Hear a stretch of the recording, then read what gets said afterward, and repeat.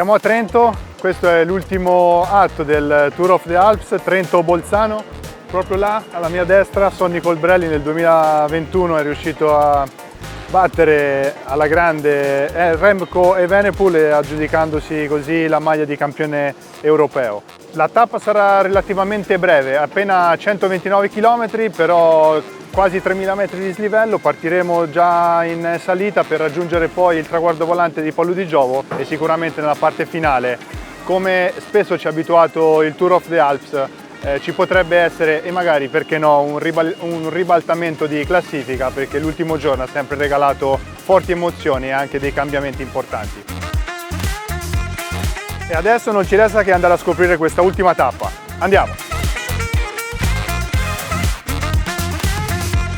Stiamo percorrendo la strada del vino dell'Alto Adige. Questo è il GPM di Caldaro, una salita di 4,5 km circa, con una pendenza del 5,5-6%. Non è una salita impossibile, tra l'altro è anche abbastanza lontana dal traguardo, quindi quando raggiungeranno i corridori il GPM mancheranno 75 km all'arrivo. Successivamente i corridori raggiungeranno il traguardo volante posizionato a San Paolo e una volta fatto questo traguardo volante passeremo sotto il traguardo di Bolzano per la prima volta, quando mancheranno 50 km al traguardo.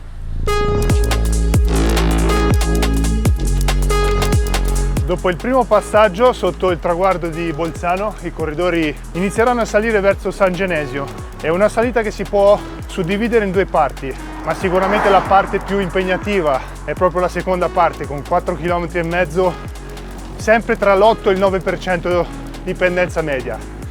Sicuramente qua ci farà differenza.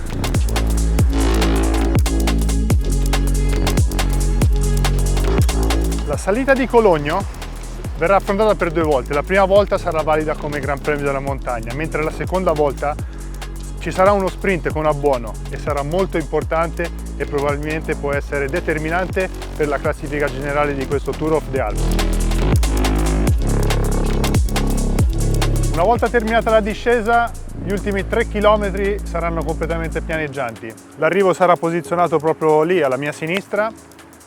Dopo un'ultima curva, quasi un'inversione a 2, il rettilineo finale di 300 metri. Ed è proprio qui che conosceremo il nuovo re del Tour of the Alps 2026. Questa è la tappa, secondo il mio punto di vista, è un po' la resa dei conti, perché è una tappa molto importante, non è troppo lunga dal punto di vista del chilometraggio, perché sono 130 km scarsi, però la doppia scalata di Cologna sarà sicuramente molto impegnativa, soprattutto con quello sprint all'ultimo passaggio con abbuoni. Sarà sicuramente molto appetibile per coloro che vogliono recuperare, e ovviamente questa è una tappa che può anche ribaltare completamente le sorti di questo Tour of the Alps.